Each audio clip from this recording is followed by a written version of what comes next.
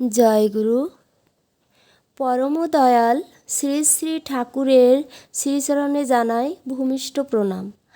আজ ইষ্ট প্রসঙ্গে আমরা আলোচনা করব নেতাজি সুভাষ বসু ঠাকুরের সংস্পর্শে এসে অকৃত্রিম আবেগ নিংড়ে যে প্রশ্ন করেছিলেন। নেতাজি ঠাকুরকে বললেন, দেশের তো নানা কাজই করবার আছে, তা দেশের প্রকৃত সেবা করতে হলে কোথা থেকে আরম্ভ করতে হবে, এ বিষয়ে আপনার মত কী? ঠাকুর নেতাজির দিকে গভীর স্নেহল চোখে তাকালেন, তারপর ভাব বিভোর কণ্ঠে বললেন, আমার কথা হচ্ছে, দেশের কাজ করতে হলে প্রথমে মানুষ তৈরির কর্মসূচি নিতে হবে। ভালো মানুষ পেতে হলেই বিবাহ সংস্কার আশু প্রয়োজন, আর এটা এমনভাবে করতে হবে যাতে সব বিয়েগুলি কম্পার্টেবল সুসঙ্গত হয়। আর কম্পার্টেবল বিয়ে মানে বিহিত সঙ্গতি, বর্ণ, বংশ, আয়ু, স্বাস্থ্য ইত্যাদি সব হিসাব করে দেখে শুনে কাজ করতে হয়।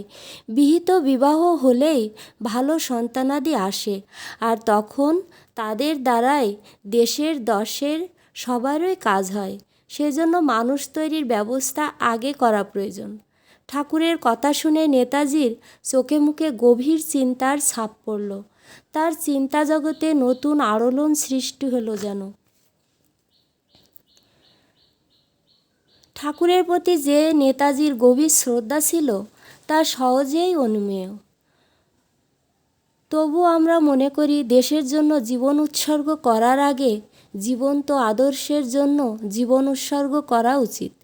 যেমন করেছিলেন হনুমান, অর্জুন, বিবেকানন্দ, শিবাজি প্রমুখ। দেশবন্ধুকে, চিত্তরঞ্জন দাসকে এই কথাটাই বুঝিয়েছিলেন ঠাকুর। রবীন্দ্রনাথ বলেছেন, উদয়ের পথে শুনি কার বাণী, ভয় নাই ওরে ভয় নাই, নিঃশেষে প্রাণ যে করিবে দান, ক্ষয় নাই তার ক্ষয় নাই।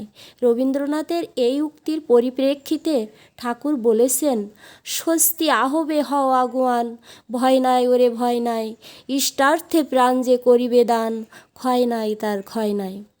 কারণ ত্রিকালদ্রষ্টা ইষ্টই জানেন জগতের প্রকৃত মঙ্গলের পূর্ণ রূপরেখা। দেশবন্ধু এই পরম সত্য উপলব্ধি করে ঠাকুরের চরণে নিজেকে উৎসর্গ করেছিলেন।